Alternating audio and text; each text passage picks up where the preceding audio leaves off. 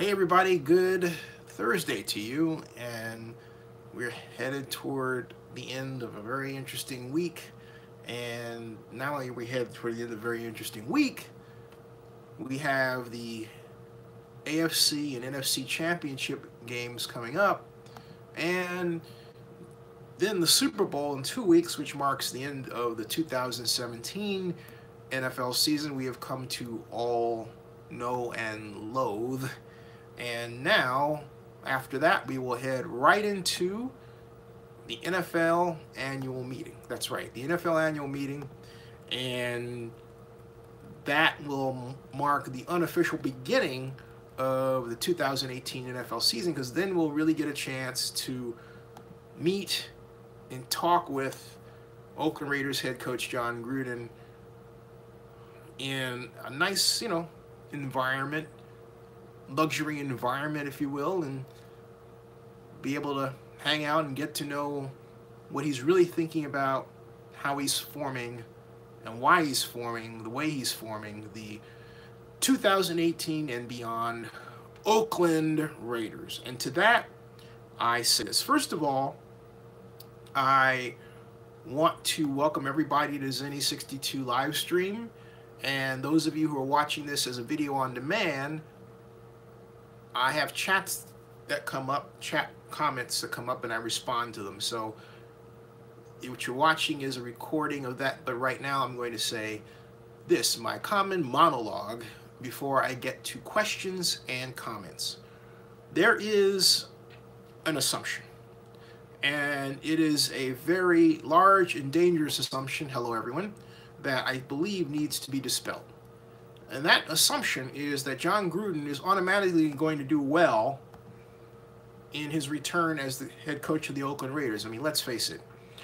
For a number of years, people have wanted Jon Gruden back, including Jon Gruden himself, because, as he put it when he was introduced in his press conference, he has unfinished business, and he didn't exactly leave on his own terms, right? He left on, well, Mark Davis' father's terms.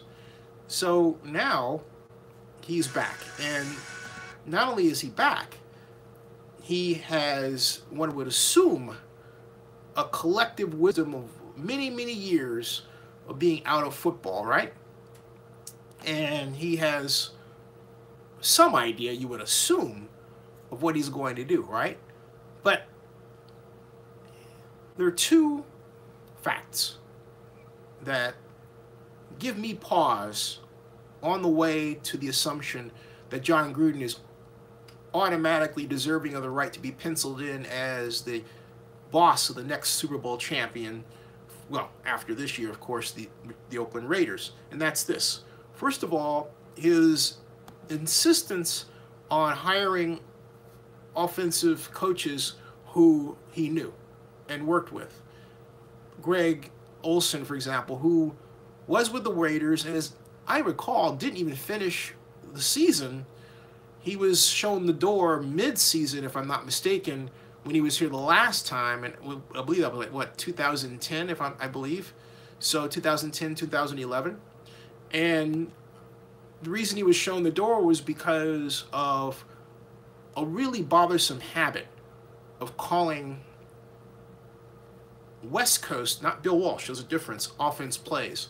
What's the difference? A West Coast offense play is progression, but it lacks a true pattern variety, and it will have mirror patterns. For example, you'll have a slant here, right? And then someone else running a slant here, and let's say you'll have let me be more exact. You'll have in a split backs formation, you'll have the running backs running a flare, both receivers running out patterns, and then the tight end running a post, okay?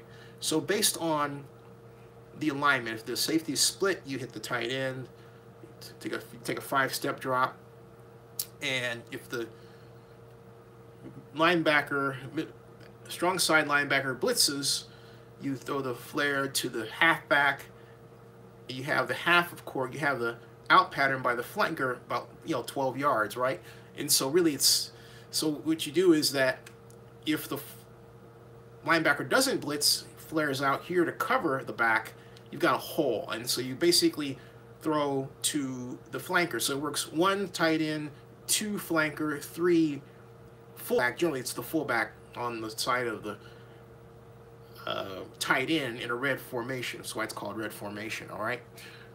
That double tends to be, in the West Coast offense style, you won't have the tight end going deep. You'll have the tight end running a dig route like that. In the Walsh offense, you always have someone going deep. And it's always either number 1, what they call alert, and then number 2 is the flanker, and then number 3 is the halfback or some type of valve. That's the Walsh offense. The West Coast offense, what Greg Knapp didn't have that. It was much along the lines of what Steve Sarkisian installed with the Atlanta Falcons, and has gotten the Falcons in trouble. For example, in the case of the Falcons, they had, this is very annoying, okay?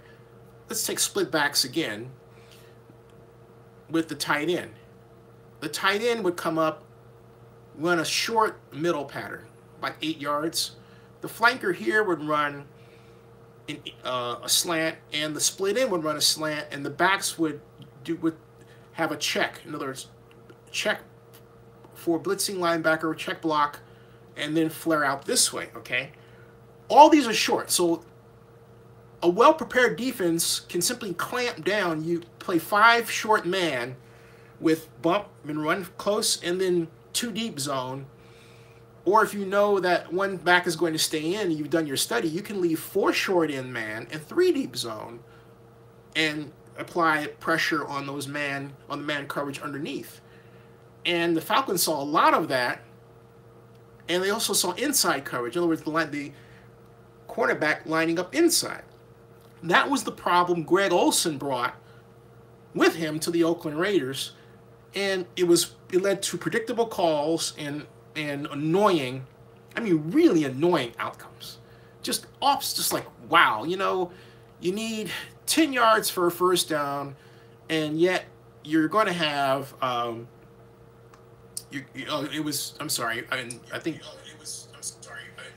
someone said 2015 when Olsen left, and thank you for correcting me, Ben Rossi, and I appreciate that.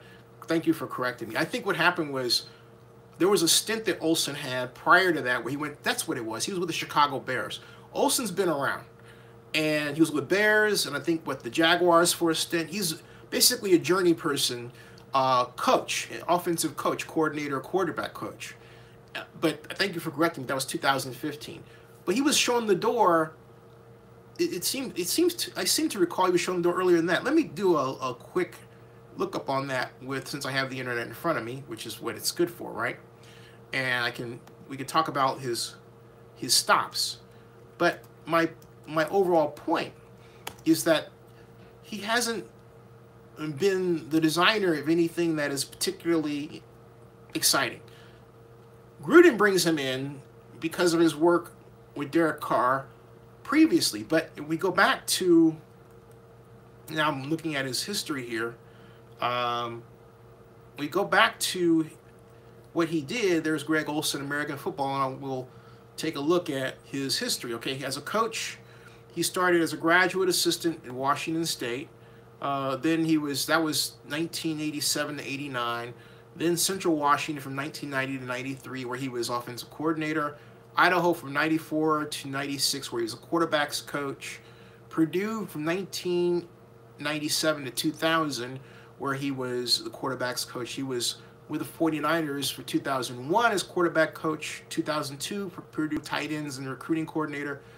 Then he went to the Chicago Bears in 2003 as quarterback coach. Detroit Lions, 2004-2005 offensive coordinator and quarterback coach. He's done a lot of jumping around.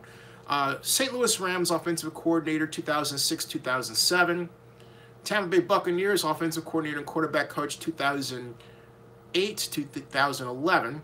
Jacksonville Jaguars as assistant head coach and quarterback coach, that's 2012.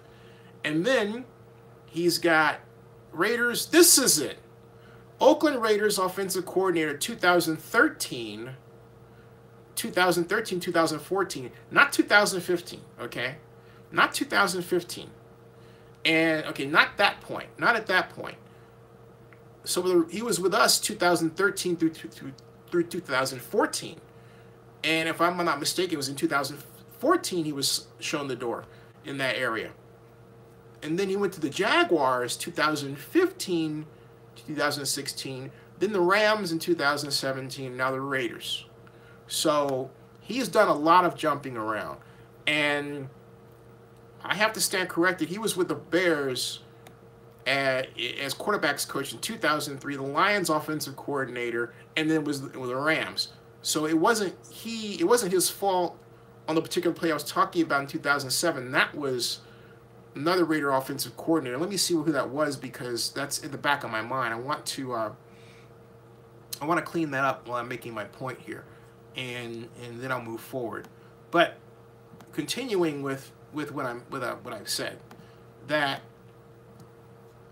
what he represents, Greg Olsen. I'm writing Oakland Raiders, offensive coordinator, and it started with Mr. Walsh, Tom Walsh, in 2000 under Lane Kiffin. Who was that? Because it was Lane Kiffin. Greg Knapp. Okay, that's what it was. You know what? Greg Knapp. This is the problem. Greg Knapp and Greg Olsen, I get them confused sometimes, and for good reason. Let me show you something here. Here's Greg Knapp, right there, right? This is funny. This is funny. And here's Greg Olsen. They're almost, I swear, they're almost interchangeable. Look at these guys. You've got to see this. All right? This is Greg Olsen, and this is Greg Knapp. Take a look at this, folks. Take a look at this. All right, that's Greg Olsen, and then there's Greg Knapp. Look at that. I mean, this is hilarious. No wonder I get them confused. Look at that. They might as well have had the same parents. Oh, it's absolutely hilarious. It really is. So, all right. You get the idea. Okay.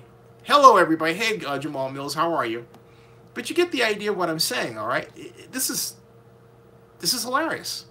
Now, my point is that the Raiders under Gruden, with this choice, okay, with what we're talking about, is, it's not adding up to be exciting at all. Not only that, the main question is this: what do we have to do? What does Gruden have to do to modernize the West Coast offense? Here's the other reason I asked that question. Take a look at this, okay? This is a photograph, a screenshot that some of you may have seen of the Jon Gruden offense before, all right? That's here. This is 1998, okay? And this is, for example, slot left you have, but slot left with your running back over here. I need a pointer, so I'll use my finger. This is a split in, and this is the running back, and the running back's running a circle route here, all right? And this implies play action.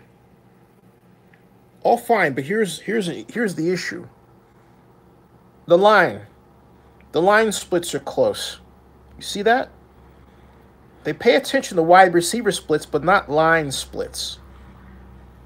Not line splits. And that brings me to the first issue that I have with the Bill Walsh offense applied to today's football.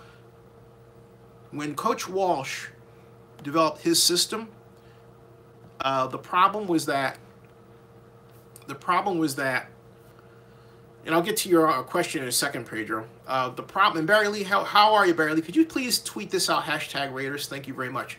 The problem is that when Coach Walsh developed his system, it wasn't with respect to, because the problem was not in the NFL dealing with speedy defenses.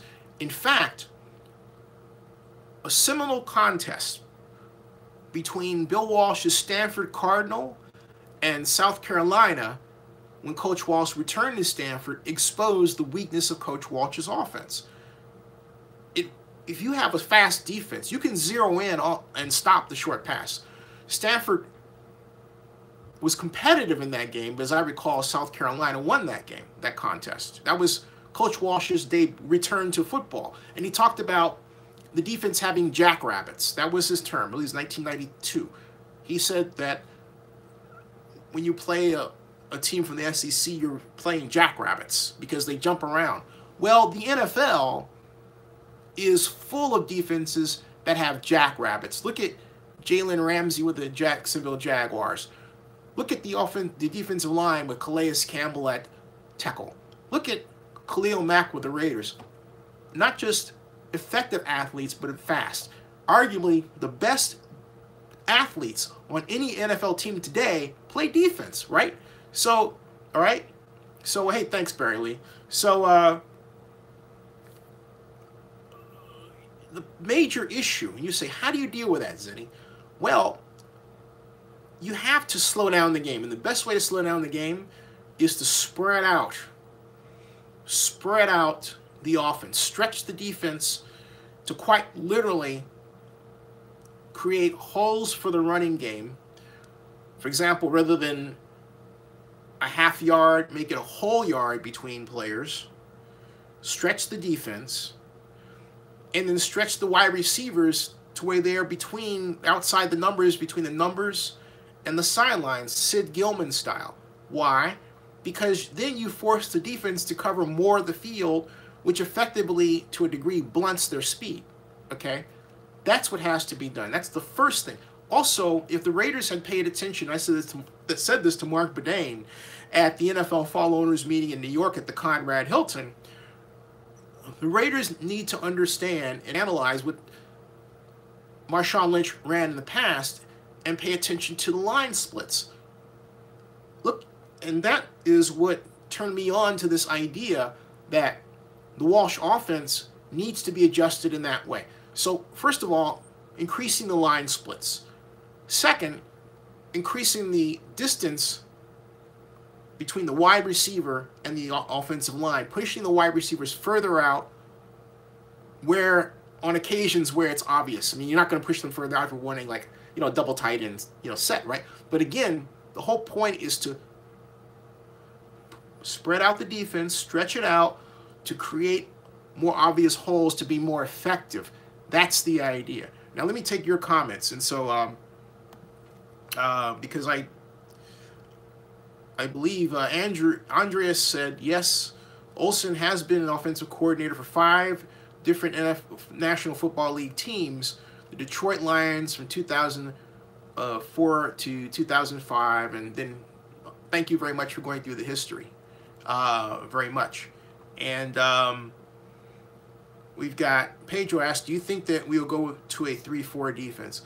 I think it's likely that we'll go to a 3-4, but with a proviso. It'll be single gap. In other words, it won't be the 2 gap you'll see. Gruden has said that. He said, I note, this is a major, awesome development in Raider history, and I'll explain why in a second. But the idea of a single gap defense is that you, as the defender, have one gap that you go through. You don't play the man, you go through the gap to the running back. The Arizona Cardinals have employed this. The Dallas Cowboys most famously employed a type of single gap defense that was really the flex defense, a zone defense against the run, which was taught to me by Ernie Stautner when he was defensive coordinator of the Dallas Cowboys. Yes, I did say that. So the objective of the single gap is to, frankly speaking, go and stop the run, but it's not to stop the run so much as it is to first put pressure on the passer and stop the run along the way. The most famous example of this kind of defense I'm talking to you about was also coached by Buddy Ryan with the 46 defense, and Floyd Peters at Minnesota in the 80s with his famous set of defenses, which called for just simply rushing or playing as if you're rushing the passer on every down. So you got, let's see here. So I believe that Gruden will do that. That Coach Gruden will basically play a kind of a hybrid 3-4, 4-3 defense. The habit of in the NFL now is to play defenses that are flexible. And when I mean flexible, I don't mean like the flex defense of the Cowboys style. I mean flexible in terms of rather than having a defense sit down with the defensive ends, the defensive ends can drop back into coverage as much as they can then rush the passer. The defensive end may come in, switch inside, and become a defensive tackle. You might have defenses where you have, of the 4 linebackers, 3 of them are on one side, 1 on the other, or you'll have a 4-man front with 3 linebackers on one side and 3 of the 4 linemen on the other. I remember Artie Gigantino, when he was defensive coordinator at Cal and then coached with the St. Louis Rams and another number of teams, but at Cal created something called the split 4-3 defense. The split 4-3. Why split? Because it was split in that it had the nose tackle, and in here, and then you had the linebacker in a bubble area here, and you had the in instead of out, just in a little bit more in a stack like that, and you had the what would normally be the weak side safety or the free safety down, moving the middle linebacker over to where the weak safety was in the stack position. I apologize because I said the linebacker in the stack position, and then the weak safety here. So the bottom line is you had your safeties and linebacker in an 8-man front over here, and then the majority of line people over here. Split 4-3. That was what Artie Gigantino was known for. So, and I think Darkman says Raiders should draft Raekwon Smith, and I actually favor the Raiders. This is Dark Mech saying that. I actually favor the Raiders drafting Saquon Barkley, and I have to make a note of this where we have segued for a second into NFL draft talk. Mel Kiper Jr. and Todd McShay came out with their draft predictions. Boy, I'm sorry, but I just have to say that it must be now legal to smoke weed at Bristol ESPN's offices, because what they came out with today is absolutely the product of someone who is definitely snorting or smoking something. I mean, you know what? Let me go through this for a second before I come back to this discussion of Gruden and his offense and how it should change, because I already said that Jon Gruden needs to widen the spacing of the West Coast offense, but I'm not done there. I mean the offensive line spacing, so that's a yard between players. But I'm not done with that, and of course the wide receivers, all right? But I'm not done there. But I want to go back and give a look at what Mel Kiper and Todd McShay came up with today in their mock draft. Because I just don't understand this need to draft a quarterback all the time, number one. And it says Kiper's 2018 NFL mock draft 1.0, Browns take a quarterback, but not one you'd guess. The Browns already had Deshaun Kaiser. They've had Johnny Manziel, number 1. They had RG3. They had the other Cody Kessler from USC. They've had a bevy of number 1s or first-rounder quarterbacks. When are you going to get the message that bringing in a first-round quarterback does not guarantee you a win? It just doesn't. They had a great draft last year. The Browns really need to focus on running back as much as the Raiders do. But here's what Kuiper and his compadre Todd McShay, who I met, and like they're very, very, very nice people to talk with, have come up with. And I can't go. I don't want to go through the ESPN Insider thing. I'll just let's see here if I can get a full list of what they've done. And they've got Matt Patricia. No one seems to have the list here. And they said, other than ESPN, and they have you paying money to go to their insider thing, which is rather annoying. But I want to get your comments on that. Hey, Rick Rice, how are you? Hey, Joseph Binsman. Yeah, mock draft. Ha ha ha. Rick Rice says Cleveland, where all the quarterbacks go to die. But it looks like, Rick Rice, there are people who really want the quarterbacks to go there to die. Mel Kiper Jr. and Todd McShay, right? So let me find a better list for what's happening here with respect to what they've done. NFL mock draft. Is this ESPN Insider? Hope not. They're talking about the Kuipers. This is Insider again. Oh, don't do this to me. Oh boy, oh boy, oh boy. Okay, this is mock draft, homepage. Mel Kiper's big board is in the Insider. They're making you pay for it. All right, well, maybe not. Here we go. My new big board and position rankings are here. Here we go. Number 1, Cleveland Browns. Josh Allen, Wyoming quarterback. Number 2, New York Giants. Josh Rosen, quarterback UCLA. I mean, here's where I really contend that this whole jazz of ESPN allowing ganja to be smoked comes into play because you have 2 quarterbacks taken, 1 and 2, both named Josh. Now, all right, and then they've got you I can't do the rest without going into subscription. This is ridiculous. So they've got you really locked in here. And is there anybody that has posted Mel Kiper's full list where I don't have to pay ESPN any money whatsoever? Wow, this sucks. It is absolutely ridiculous. Okay, 2018 NFL Draft. ESPN's Mel Kiper Jr. includes 7 SEC players in first block. This is SEC country, all right?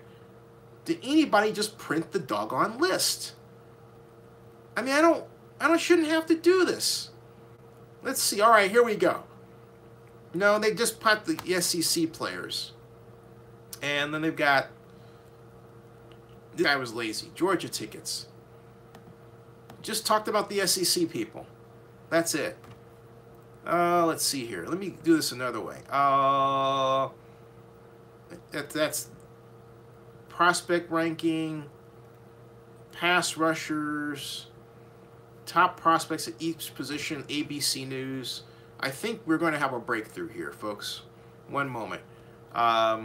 January 10th. Here we go. All right. Josh Rosen. He's got his big board. He's got his quarterbacks listed, but they're not listing the teams. And this is crap. So what I'm going to do is, since they're just doing it that way, I'm going to type Mel Kiper Jr. ESPN 2008. Then I'll type Raiders. See what he's saying for the Raiders. Raiders select Georgia linebacker Roquan Smith. I disagree with that one. And the reason why I do is because the Raiders need a running back. That's it. And so you've got something about Todd McShay dead on, about Denzel Ward's potential Raider top pick, but that was December 18th of 2017. And the Raiders say, the Raiders might have it. Mel Kiper Jr. Even the Raiders are basically, eating at the trough of Mel Kiper. Unbelievable. And but they don't list. They don't put his full list either. There's something here where no one's putting the full list of what Kiper put together anywhere. It's almost like it's like a cartel among certain media types. Where we're going to make sure you go to ESPN. Are they paying you? Well, no, we just want to do that. Why? You know, it's ridiculous. Absolutely ridiculous. Just a big nothing burger is what it is. And let me see here. More Kuiper, ESPN. I'm still looking here. Okay, SB Nation, the Washington Post, Baker Mayfield to Redskins. And let's see here. Maybe the Washington Post has the full list. Does anybody have the full list? And Baker Mayfield to the Redskins? Boy, oh boy. I don't. Baker Mayfield to the Redskins. No, not at all. Then he's got Bleacher Report saying the same thing. And then he's got Josh Allen, Derwin James, Florida State, going to the Washington Redskins as well. But they don't have a full list. There's anybody that has the full list here. And then again, they make you, as I said before, they make you pay for this, all right? Screw this.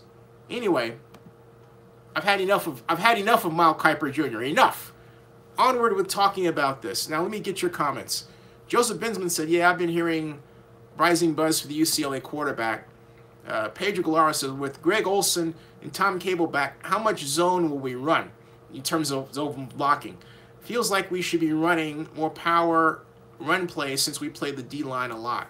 Well, my thought is this. This goes back to how Gruden should adjust the Bill Walsh offense for the future.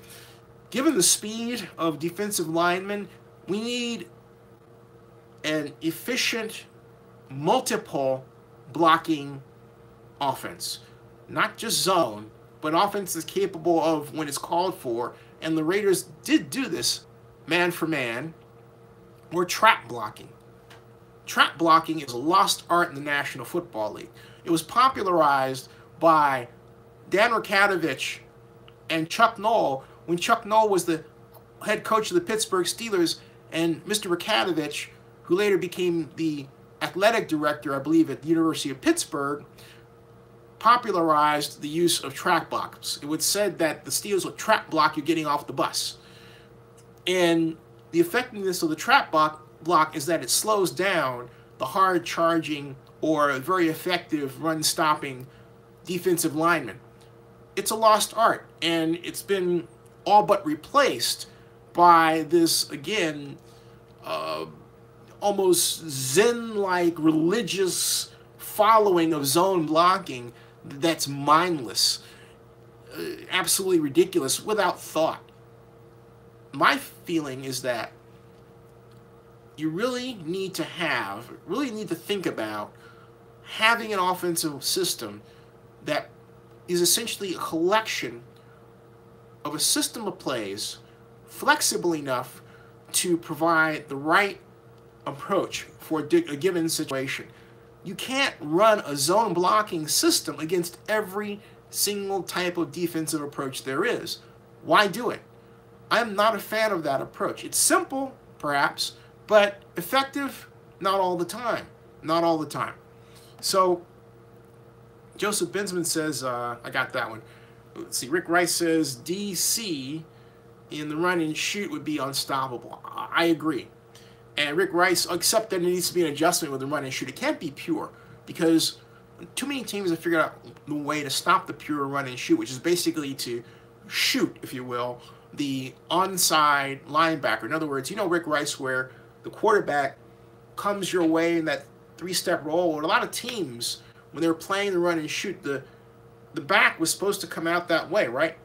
And it's supposed to form that blocker.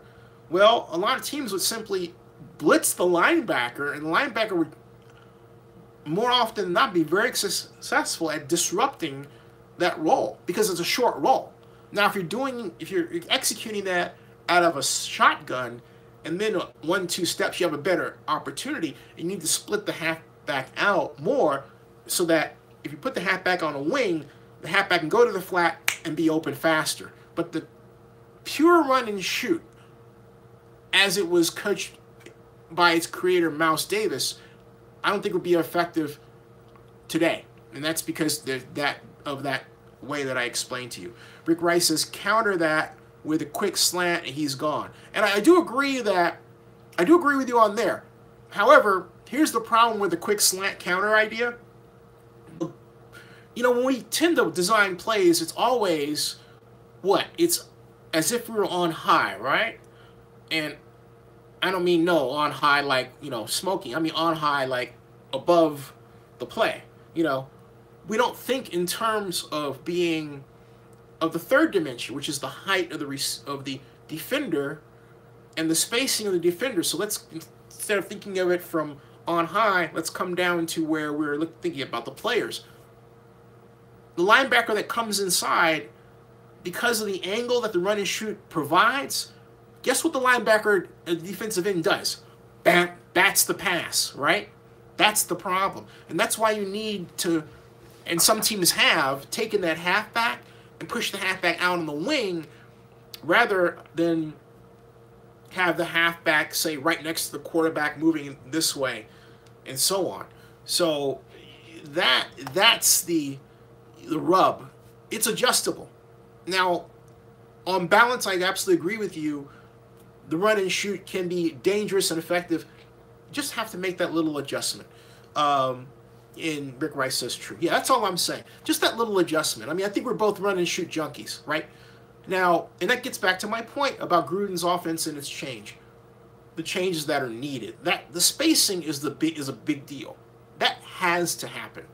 The other change that has to happen is Gruden needs to install more formations that were not original part of the Bill Walsh / West Coast offense in 1998. For example, 4 wide receivers on one side, a formation popularized by the Notre Dame head coach when he was with Cincinnati. You had split end, wing, flanker, halfback. 1, 2, 3, 4, okay? 5 offensive linemen, 6, and then you have the tight end here. Quarterback can be right back here. The tight end can simply release quickly here, but you have 4 wide receivers to deal with. 4. The first year at Cal, Sonny Dykes ran this with Tony Franklin as his offensive coordinator against Stanford in the big game, gave Stanford fits. Even though the Cal defense couldn't stop Stanford on offense, Cal could definitely move the ball. The trouble is that we didn't have an effective offense between the 20s. That's another story. But more formation variation is the key. 4 wide receivers, creative use of exotic, or what we would call exotic formations like the power I, and a greater reliance on what I call read option looks. Not necessarily having Derek Carr run the ball. Because I don't know how you feel about the running quarterback. I feel the running quarterback is very effective, but you have to do it in a way where the quarterback runs as an option, after a pass is called. If you don't, you're going to wind up with what you get with the Carolina Panthers getting Cam Newton killed. All right? And you don't want, Derek Carr can't stand up to that. How many injuries has he had? Absolutely crazy. It's adding up to a crazy number of injuries over a short period of time. Well, look what's going on with Marcus Mariota and how he's getting beaten up. Or look at, Russell Wilson is uniquely designed as a person to take that kind of punishment. But you don't want the threat of your quarterback possibly being knocked out of the game all the time. Or thank you very much, Joseph Benjamin. He says, look what happened to RG3. Another example, I couldn't have said it better. And look what Mike Shanahan did to RG3 at the Redskins, running him his first year as if he were just some sort of, shepherd dog or something. Go, mush, go get those yards. Go. It was ridiculous. That's what it looked like. It's like he was on a sled and Shanahan was behind him, like whipping him, mush, run that ball, run that ball. It's ridiculous. You don't want that. So my point is that, as Go CSU Warriors says that Derek Carr is a great player, but he's also injury prone. Absolutely. What you want is what Andy Reid designed in his Kansas City Chiefs offense for Alex Smith. You want the action. You have the running back here, quarterback faking it, and then roll pass, right? So you have the fake of the run and the roll pass, forcing defense to honor the look of the run, having it so you can hand off so that the the running back can go either off tackle and the quarterback can run this way, right? That's also from Chip Kelly's offense. But don't have the quarterback run as a matter of course.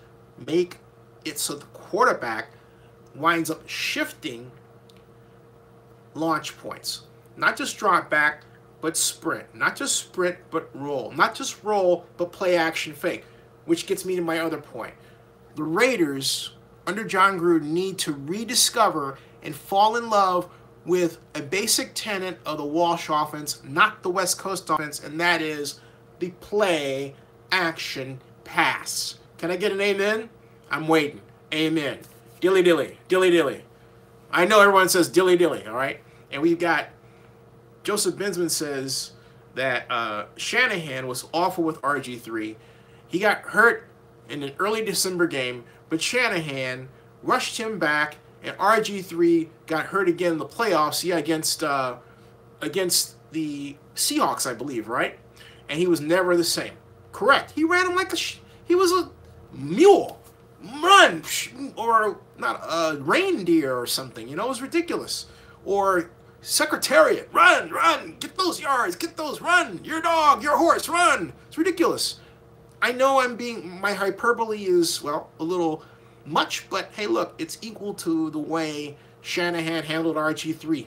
Awful. Go CSU says that the Raiders should get Brock Osweiler. Interesting. Joseph Bensman says, what do you think happened with Vince Young, Zinni? He and Michael Vick were the original dominating mobile quarterbacks the last 20 years. I'll tell you what happened. And basically it's simply this. And also you can throw Tim Tebow. You could throw Tim Tebow into this mix as well in terms of what happened. And what happened was that very simply, and I mean very, very simply, we had a disconnect between the emergence of Michael Vick and Vince Young and Tim Tebow and the emergence of the read option in the NFL.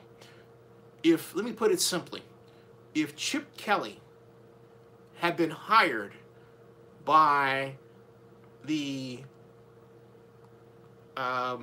Tennessee Titans to coach Vince Young would have marched the Titans into the Super Bowl, if not the playoffs. The Super Bowl is a bit of a reach, but definitely the playoffs. Because his impact, talking about Vince Young, with Chip Kelly in that offense, his impact would have been as great then as Deshaun Watson's impact was in the NFL this 2017 season before he got injured. That's how different Vince Young's career would have been, and Tim Tebow's career would have been, and especially Mike Vick's career. Mike Vick would have really taken the National Football League by storm, had Chip Kelly been able to, had Chip Kelly been able to coach Mike Vick. Mike Vick would have had a meteoric rise at a very early stage. It wouldn't have been a novelty act. It would have been a very serious, strategic weapon, the combination of Chip Kelly's offense and Michael Vick's abilities would have been outstanding. So that's what happened. I remember having an argument about this with the great Pat Kerwin, friend of mine, who's been on Sirius satellite radio for some years now. We were talking about this in Detroit during the run-up to the 2006 Super Bowl, in pitting the Pittsburgh Steelers versus the Seattle Seahawks. And I said then that there was a kind of a racism, and I said that Vince Young was the victim of a thinking that I said that at its core was racist, because it didn't want to see that a black quarterback who was a runner could actually be effective in the National Football League. But now we have a situation where we have read option offenses and many different quarterbacks, regardless of color, running it, who've been very effective, because the thinking changed with that name, Chip Kelly, bringing his system into the NFL. That was the difference. It took an organization, the Philadelphia Eagles, and the owner, Jeff Lurie, taking a chance to do something different that then proved effective. We knew it was effective at the college game. But you know the whole talk, oh, it's college, it can't work in the NFL, right? So there you go. That's why it didn't work. And don't want to get too far ahead of what you were asking me, but Joseph Binsman, but there it is. And Phil Castro says, would Steelers wide receiver Bryant be a great addition to the receiving core? He would, but I favor the Raiders trading back into the first round, getting 2 picks, and getting James Washington, the great wide receiver of Oklahoma State. I've said that before. And Rick Rice says Bryant is a headache. So there you go. Phil Castro says, duh, cue him wanting out. So Rick Rice says maybe Dez Bryant, if anything. You know, I think Dez Bryant is lost in the Cowboys offense, and I don't mean that he doesn't understand what he's doing. No. I mean that he is misused in that offense. Dez Bryant, with his way of catching, running, using his body to get yards, is, I think, one of the best lost causes to catch a short pass. And I don't mean a slant. I mean where he would line up, say, at tight end, move out along the line of scrimmage, catch a pop pass, get you a quick first down, bull his way for another 4 to 5 yards. That, I know people say, well, you know, Dez is a deep guy. I would employ Dez Bryant that way, and then I would move him around. I'd put him at fullback. I would put him at tight end. I would put him at split end. I'd put him at a little bit flanker. I would confuse the heck out of the defense. They wouldn't know where this guy was. And I would have him as my reliable short pass catcher, with the idea that I can put him in motion from the halfback position, in any, regardless of any formation, okay, and send him deep, which gets back to how Gruden should adjust the offense. The ultimate problem with Jon Gruden coming back in the National Football League is that Jon, unless he's taught himself how to do this, does not know how to install a proper no-huddle offense for the West Coast offense. It's done at the high school level. I want to see if Gruden can do it at the pro level. The most dangerous offense of all has never been developed. What is that offense? It is this. It is a no-huddle offense with pre-shifts. Think about it. A no-huddle offense with pre-shifts in motion. Think about it. Have you ever seen that before? Every no-huddle offense just has the, team going from one formation to another, but never shifting the formation. Think about it. That is the ultimate offense. Add to that a series of sight adjustment patterns, and you have the most dangerous offense never ran in the National Football League. And I just said it simply to you what that offense is. You showed me where it's been done before. I've never, ever seen it. So we've got, I want to get back to, hey, Jack Bauer, how are you doing? And I believe I got Phil Castro said Natavius Bryant, and Go Warriors said Peyton Manning's getting the Lamar Hunt Trophy. Good for him. Rick Rice says Titans made the playoffs. And, right, Titans made the playoffs under Vince Young that year. I mean, as a rookie, did the Titans make the playoffs with Vince Young as a rookie? I don't think so. Let me check on that. You might be right. Let me double check on that. I believe you are. Let me check. Vince Young and Titans. And come back here. Vince Young, Titans. And let's see, Wikipedia. Drafted by the Tennessee Titans with third pick. Early years, high school career, college career, and accomplishments and records are huge. My gosh. Professional career, and Tennessee Titans, 2006 season, agreed to terms, made his preseason debut, led a come-from-behind victory, and let's see here. He then were the Bills. They had 7-7 record. They were competing for an NFC wildcard playoff spot. This time the comeback was from 9 points down, and Broncos kicked with the winning points. And let's see here, led the NFL for record for rushing yards. Yeah. So what happened was that 3 and out, led his team, and field goal. Broncos pulled the winning points. Okay, yeah, I remember that one. That's right. And that was against the Bills, competing for the wild card spot. And then they played. Well, that's confusing. That is confusing. All right. So, yeah. So they make the playoffs as a wild card and lost to the Broncos. Let me see this again here. 2006 AFC wild card. Okay, that was 2006-7 playoffs.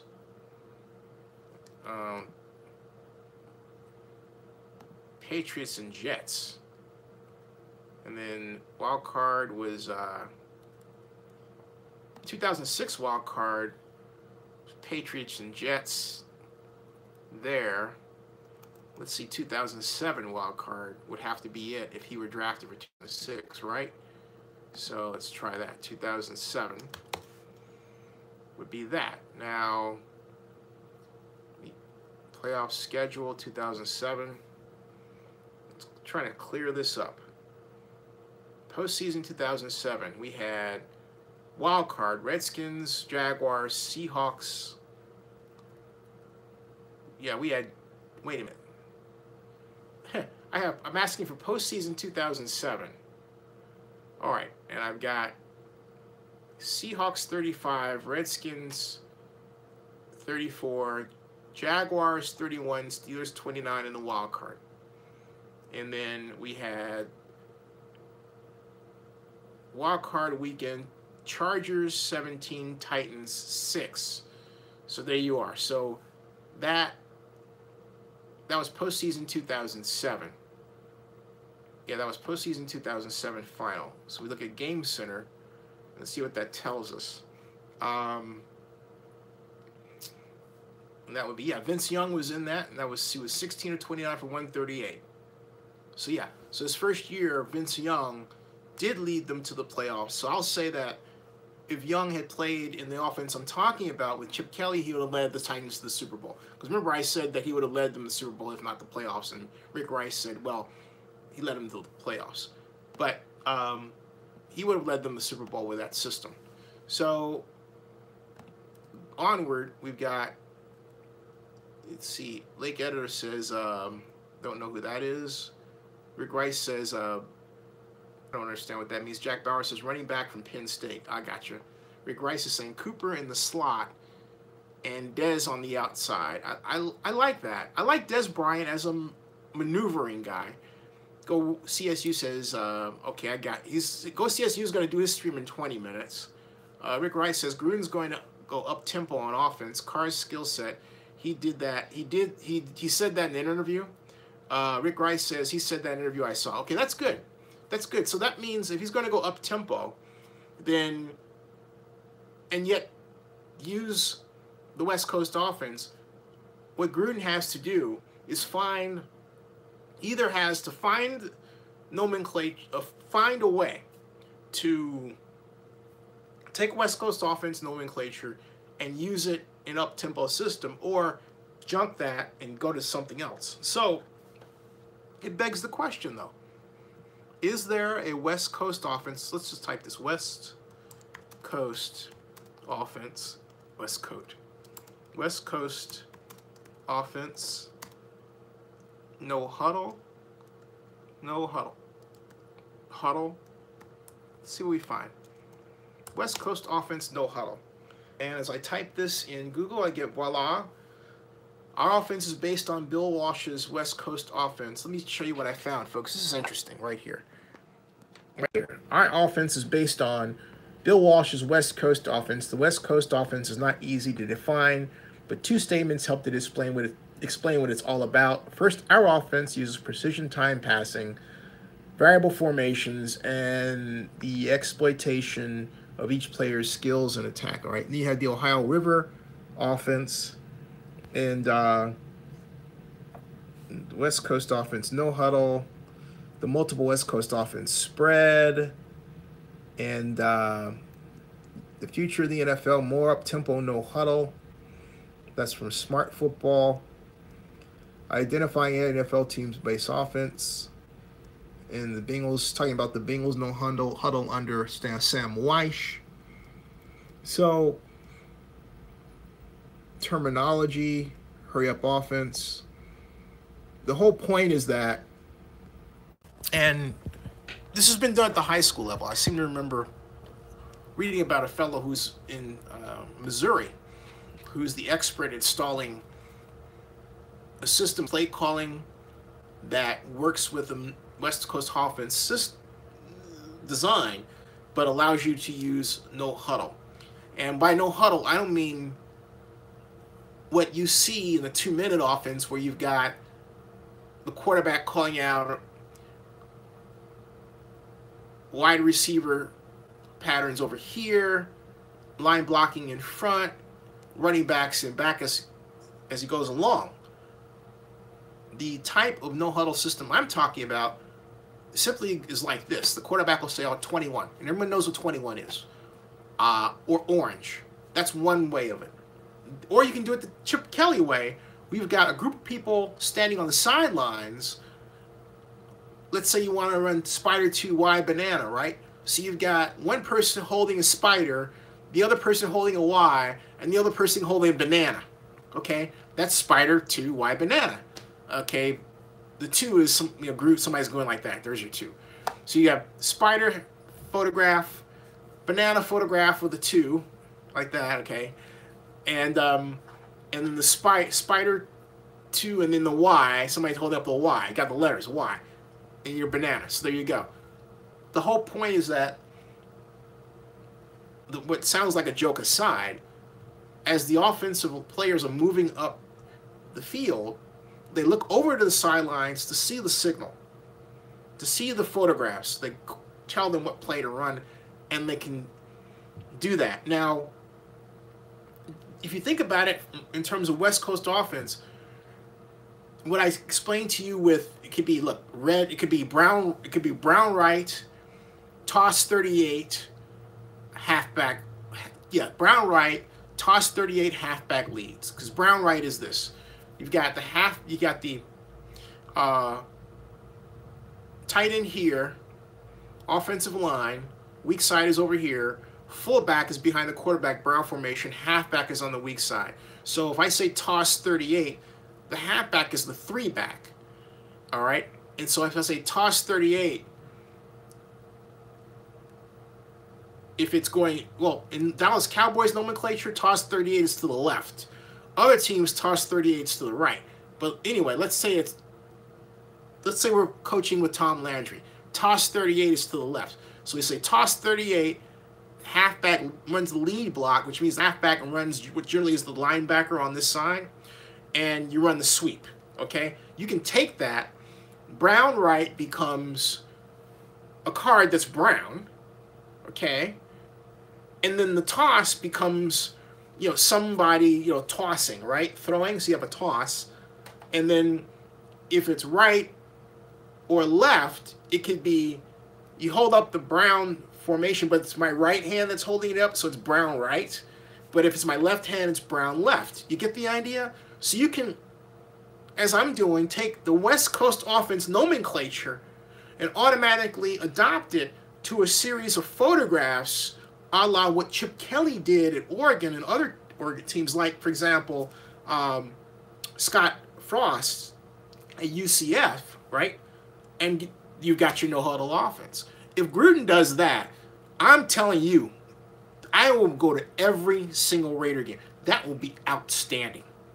I mean, that's worth traveling to see. If he does that, if he takes the West Coast offense and puts it into that kind of no-huddle scheme, hey, you know what? That's going to be fun to watch. It really will be. And so, Rick Rice is going to be unstoppable. It's going to be revolutionary like the West Coast offense. Rick Rice says they're going to call it the Gruden offense. Rick Rice says Crabtree going to be one holding the banana. Okay. And so, that's funny. Hey, Donald Richardson, how are you? Thank you very much for the welcome back. Rob Iman says, is hiring Schumer possibly a vote of confidence for Davis Webb in New York? I think it can be seen as that because forget the name of the coach. You got in Davis Webb a top-flight quarterback who played very well at Cal, exceptionally well, who also played very well in his brief stint to date as a New York Giant. So you come in as a coach, generally with a new coach, new general manager, the rule is, hey, look, clean slate, let's see what we can do, right? So there is, under that perspective, an opportunity for Davis Webb to shine. Now, should Shermer give him the job? No. The Giants need to really open their competition, set the rules of the game, and during training camp and preseason, let the cream rise to the top. And so, let me see what I missed here. Jack Bauer, he says, Jack Bauer wants the running back from Penn State, Saquon Barkley. I agree. I completely agree. Saquon Barkley. Let's go through, forget, Mel Kiper. Let's just go through a common mock draft and see what that we can actually get without paying somebody to see what they've done. 2018 NFL mock draft. All right? Draft. And, okay. So we've got mock draft. And so I'm going to go with WalterFootball.com, which provides a mock draft that makes a lot more sense to me. This was released and it was updated, let's see, Thursday, January 18th, major changes. Major changes, okay? So you've got round one, and this is one of those heavy HTML pages that takes a long time to open. I mean, this thing is just, it's still opening. Look at this. Look at this. This is ridiculous, all right? See, it's still opening, which means it's got a heavy amount of flash and photographs and JPEGs and all this crap that someone decided to install, and maybe an ad or two that's resulting in this page taking an ungodly long time to open. Please, folks, if you write something about the NFL draft, don't do that. Get it so that I can open the page quickly. I'm not incentivized to move away from it because right now I'm sitting here waiting on the page to open. He's got ads on all over the place, and these ads are sucking up time. They're taking time to open, and it's driving me nuts. This is ridiculous. It has taken a minute for this web page to open. This sucks. I mean, this is ridiculous. WalterFootball.com. And here I go and try to get, okay, finally it opened. All right. Number 1. Cleveland Browns, Saquon Barkley, Penn State. That's what Walter Football reports. Scrolling down, which is hard to do because this web page is so poorly designed, as is this website. Number 2, New York Giants. They have the Giants taking Josh Rosen, the UCLA quarterback. Number 3, Bradley Chubb, the North Carolina State defensive end, goes to the Indianapolis Colts. The Cleveland Browns, number 4 pick, get Micah Fitzpatrick, the safety from Alabama. Denver Broncos, Sam Darnold, quarterback, USC. Wow. I am not in favor of Sam Darnold going that high. Sam Darnold is one of these examples of, well, he played in the pro offense, and I think he can play well because he looks like the prototypical quarterback, which means, he's a white guy. I'm sorry, there are people who think that way. They don't want to admit it, but when you start drilling down to how they think, that's what it boils down to, and it's really stupid. It just plainly is. It's like no thought city, Oh, pick him, in spite of the fact that he's thrown a huge amount of interceptions. To me, Sam Darnold, should not be in the first round conversation. Second round, yeah. You want to, at a stretch, maybe high, maybe low first round, but I'm telling you, you draft him that high, you are not going to get your money's worth at all. He will become a journeyman quarterback. Now, you've got New York Jets, Baker Mayfield, quarterback, Oklahoma. Possible. But again, the Jets to me are another organization that has spent a lot of time trying to find the right quarterback rather than the right system. Buccaneers, Arden Key, defensive end, outside linebacker, LSU. I also believe the Buccaneers need a top-flight running back. Maybe there's a feeling that they can get that running back in the lower rounds. Would I pass on Arden Key at defensive end if I were the Bucs? No, at this stage, considering that I have in this mock draft, Saquon Barkley is gone. I take, depending on his injury report and how that comes out and how he does if he's going to play in these special games like East-West Shrine game, I take Bryce Love at that spot myself. Chicago Bears, Joshua Jackson, cornerback, Iowa. 49ers, they have taking Quentin Nelson, Notre Dame guard. And I have the opinion that the 49ers really need a center. I can't think of a center worth drafting that high. So I'm going to stick with this guard one. They have the Raiders taking Raquan Smith, Georgia linebacker. That seems to be everyone's favorite for the Raiders. But it's not mine at all. Everyone says the Raiders need to upgrade their linebackers. And the problem is that we have a tendency to judge how defenders perform even without respect to the system.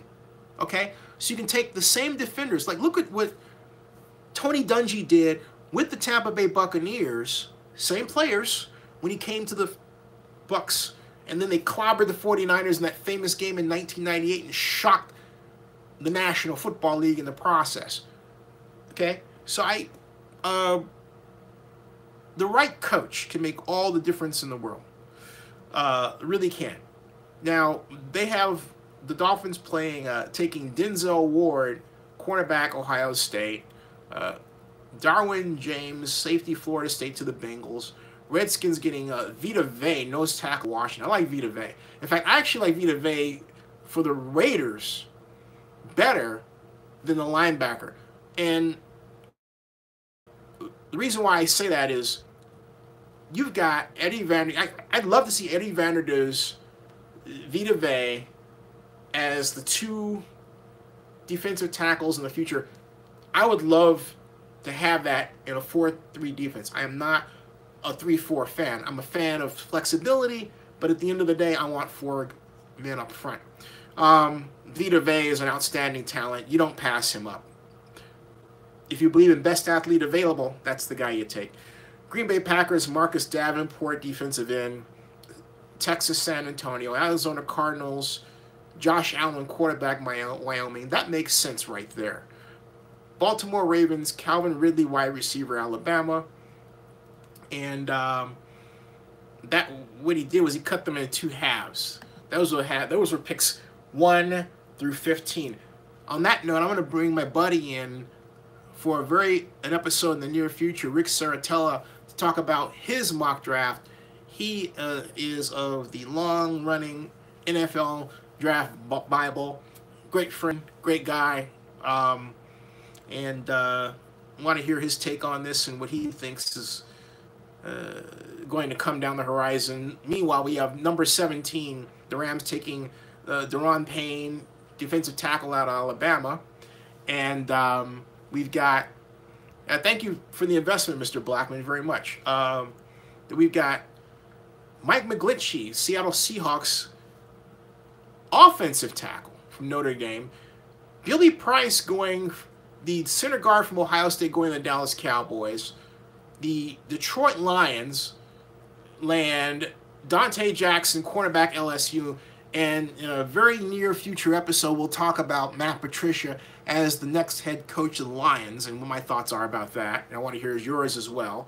Buffalo Bills, we have Carlton Davis, cornerback, Auburn. And we have also then Tremaine Edwards, linebacker, Virginia Tech, also going to the Bills, 21 and 22. Bills are well poised in this draft to really make a run, an interesting run. It's this page. Because this web page is so heavy with ads and JavaScript, what I get right now is the spinning wheel of death. I'm going to stop reading this right now because it caused me to accidentally to click an ad. It's just annoying, folks. It's heavy. And it's going to take me the rest of this episode just to get through reading the doggone thing. WalterFootball.com, you have to develop a better web page than that. You've got to use a WordPress blog system without all this JavaScript. The JavaScript is what does it. Waiting for these things to open up and one after the other, and it spreads open, and it's like, unfolding monster. It's crazy. Just absolutely crazy, okay? So anyway, Rick Rice says, depends on who he can get in free agency, and Go Warriors starting his stream, okay? So, let's see here. What do we got? And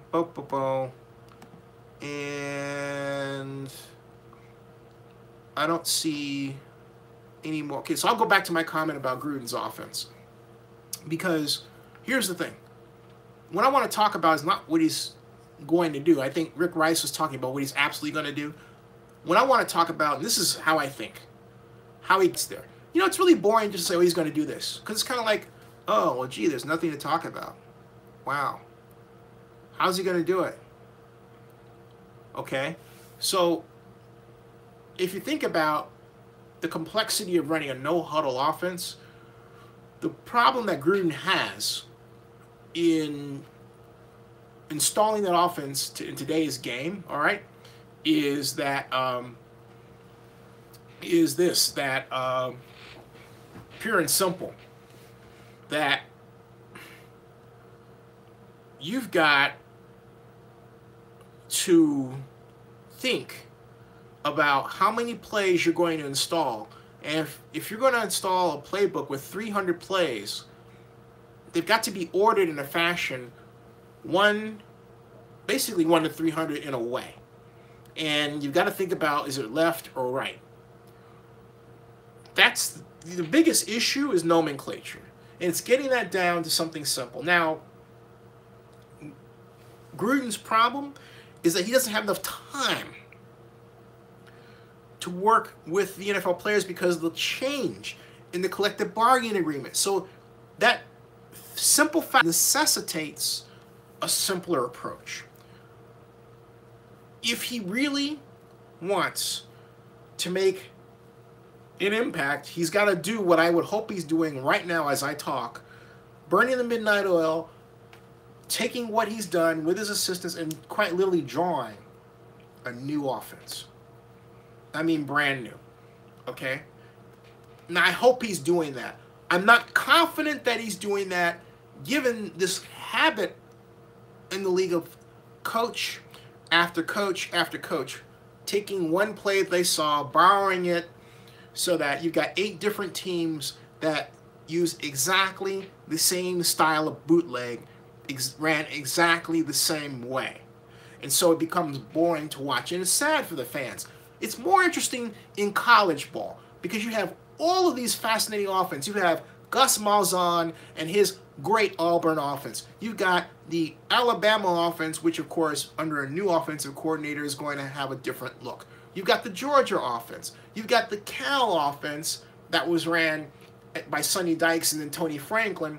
And now you have the new version under Coach Wilcox. You've got the modern NFL offense as coached and ran by David Shaw at Stanford. You've got Kevin Sumlin, really exciting, coming into Arizona, bringing the air raid to Arizona. It'll be fun to see Arizona, Kevin Sumlin versus Mike Leach, Washington State. Air raid versus air raid. Different ways of thinking about the air raid. Okay? Different ways of thinking about the air raid. That's why college ball is so fun. So much variation. On the pro level, I hate to say this, I love watching the Kansas City Chiefs play. I hate to see that for obvious reasons. But the offensive design is just so beautiful. And what Bill O'Brien had going with Deshaun Watson was a thing of beauty. And I have to say one thing regarding the Texans. My heart goes out to Texans, now former interim limbo GM Rick Smith. His wife is battling breast cancer. I've said this before. Rick Smith, great guy. Always stops, talks, greets. Really enjoy seeing him. I wish the best for him. And I'm sorry that what he went through with the Texans is painted as some sort of power struggle. I didn't get the sense of that at all.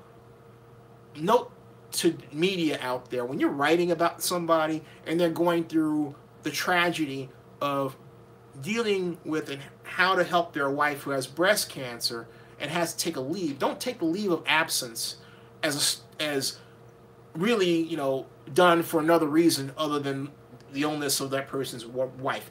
It really comes off as crass and classless, and there are a number of people who are, and I'm not going to name names, did that. But I go on.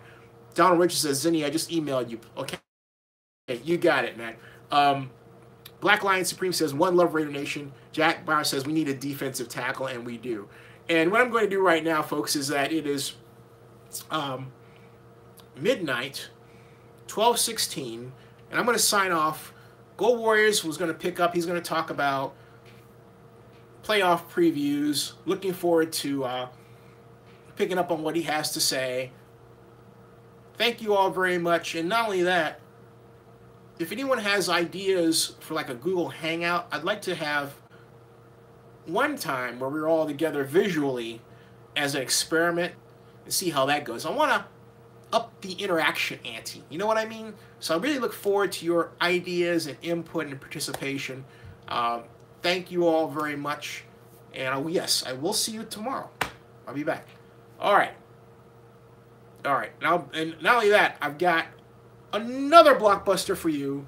More coming. All right. So, yeah, you got it. Don Rich says first round's on him. Patrick in Black says peace and thank you for the investment. And I'm still thinking about that live show. I'm going to do it. It's just a matter of when. I'm definitely going to do it. Stay tuned for that. Dilly dilly. Henry Flores is here. My goodness. Dilly dilly. Dilly dilly, everybody. Dilly dilly. God bless everybody. Dilly dilly. Dilly dilly. Dilly dilly. Dilly dilly. Dilly dilly. Dilly dilly. All right, dilly dilly, everybody. Dilly dilly. Dilly dilly. Dilly dilly. Dilly dilly. I gotta say something about dilly dilly. I hear that all the time.